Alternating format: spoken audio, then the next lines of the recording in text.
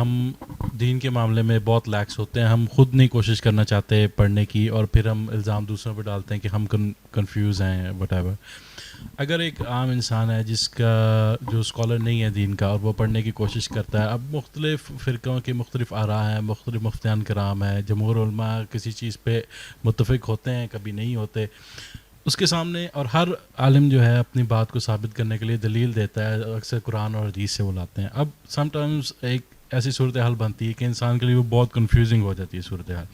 اب اگر ایک انسان اللہ تعالیٰ سے دعا مانگتا ہے اور اس کی نیت یہی ہے, اس میں کوئی تعصب نہیں ہے, وہ چاہتا ہے کہ میں حق بات پہ پہنچوں, اور پھر اپنی پوری کوشش کرتا ہے, تو اگر اس کو غلطی لگتی ہے, اور غلطی اگر لیٹ سپوز اگر اس حد تک اس کو لگ سکتی ہے کہ وہ کسی گناہ کبیرہ کا مرتکب ہوتا ہے, تو کیا اس کے بعد بھی وہ اکاؤنٹیبل ہوگا اس کے لیے؟ اور دوسرا اسی میں یہ کہ اس بات کو ہم آگے لے کے چلیں, تو آپ نے جس طرح بھی کہا تھا کہ ہمیں جو ہے اللہ کا شکر ادا کرنا چاہیے کہ ہمارا دین جو ہے وہ اسلام ہے, کیونکہ اگر کوئی انسان جس مذہب پہ پیدا ہوتا ہے اس کے لیے بہت مشکل ہوتا ہے کہ وہ مذہب چینج کرنا. وہی بات کہ ان کے پاس بھی اپنی لاجکس ہیں, اپنی بکس ہیں اور ہر چیز. اور اگر کوئی انسان اسلام کو کمپیریٹیو ریلیجن کے طور پہ پڑھتا ہے, دوسرے مذہب کا وہ فالوور ہے, اور سنسیئرلی وہ پڑھتا ہے, سارے تقابلی جائزہ لیتا ہے مختلف مذاہب کا, لیکن at the end of the day اس کو وہ بات اپیل نہیں کرتی, یا لاجیکلی وہ اس نتیجے پہ نہیں پہنچتا, لیکن اس نے کوشش اپنی پوری کی ہے کہ میں حق تک پہنچوں. اور جس طرح آج کل بہت سارے لوگ جو ہیں ایگنوسٹک ہو جاتے ہیں, یا پھر ایتھیزم کی سائڈ پہ چلے جاتے ہیں کنفیوز ہو کے, تو کیا اس کے بعد بھی وہ جواب دہ ہوگا اگر وہ اسلام تک نہیں بھی پہنچتا؟ تو دیکھیے بات یہ ہے کہ اصل چیز یہ نہیں کہ آپ کہاں پہنچے, اصل چیز یہ ہے کہ آپ نے کس طرف سفر کیا. اللہ آپ کے سفر کو دیکھ رہا ہے. بحث اس سے نہیں کہ آپ نے حج کر لیا یا نہیں کر لیا, بحث اس سے ہے کہ آپ ارادہ کر کے گھر سے نکل کھڑے ہوئے. تو جب ایک آدمی سچائی کی تلاش میں نکل کھڑا ہوتا ہے تو اس کا ہر قدم اس کے لیے نیکی اور خیر کا باعث بنتا ہے. نتیجہ کیا نکلے گا, اس کو اپنا سفر جاری رکھنا چاہیے, نتیجے سے بے پرواہ ہو کر جاری رکھنا چاہیے, اس کو دیانتداری کے ساتھ ہر چیز کو دیکھنا چاہیے.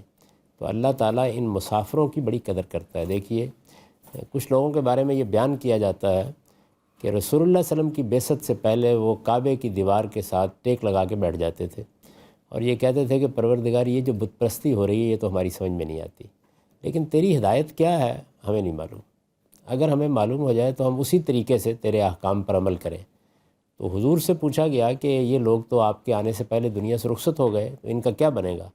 تو آپ نے فرمایا کہ جس طرح پیغمبر اپنی امتیں لے کے اٹھیں گے, یہ بھی ایک نئی امت بن کے اٹھیں گے.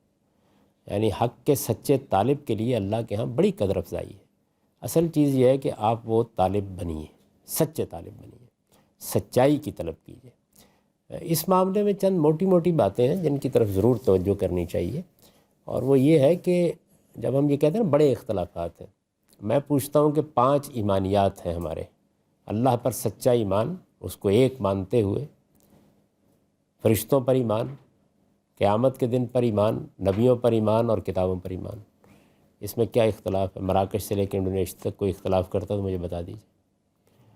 ہمیں اپنی زندگی میں خدا کا حق ادا کرنے کے لیے 5 عبادات کرنی ہے. نماز 5 وقت پڑھنی ہے, مئی سال میں ایک بار روزے رکھنے ہیں, زندگی میں ایک بار حج و عمرہ کی سعادت حاصل کرنی ہے, اپنے مال میں سے زکوٰۃ دینی ہے.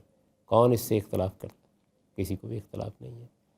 یہ بات کہ ہمیں دنیا میں اعلیٰ اخلاق کا نمونہ بن کے رہنا ہے, اعلیٰ ترین اخلاقی سطح پر. ہمارے پیغمبر نے اپنی بعثت کا مقصد یہ بتایا ہے کہ بعثت لاتمم مکارم الاخلاق, میں اخلاق کی پاکیزگی کو آخری انتہا تک پہنچانے کے لیے آیا ہوں. اس میں کون اختلاف کرتا ہے؟ ہمارے دین کا کانٹینٹ ہے کتنا ہے, بدن کی صفائی کے احکام ہے, خور و نوش کھانے پینے کی صفائی کے احکام ہے, اخلاق کی پاکیزگی کے احکام ہے.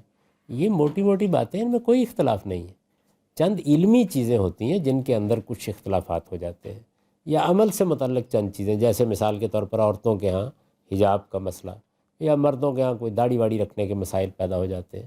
ان کے بارے میں تھوڑی سی تحقیق کر لیجیے, آپ بالکل ٹھیک جگہ پہنچ جائیں گے. یہ عمل سے متعلق ہے, یہ تو چند چیزیں ہیں, یعنی اس سے زیادہ نہیں ہے.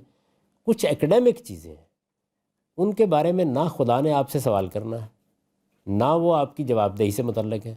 ان کو علمی چیزیں سمجھیے, ان کے بارے میں اہل علم کی چیزیں پڑھیے, آپ کو شوق ہو تو ان کی تحقیق بھی کر لیں, ان میں کوئی آپ رائے بھی قائم کر لیں. اس میں غلط رائے بھی قائم ہو سکتی ہے، صحیح بھی قائم ہو سکتی ہے، لیکن اس کے لیے آپ جواب دہی نہیں ہیں۔ تو یہ سادہ بات ہے، اس میں مجھے بتا دیجیے کیا پرابلم ہے؟ اصل میں ہم بعض اوقات کسی چیز کو بہت میگنیفائی کر دیتے ہیں تو اس سے مسئلہ پیدا ہو جاتا ہے۔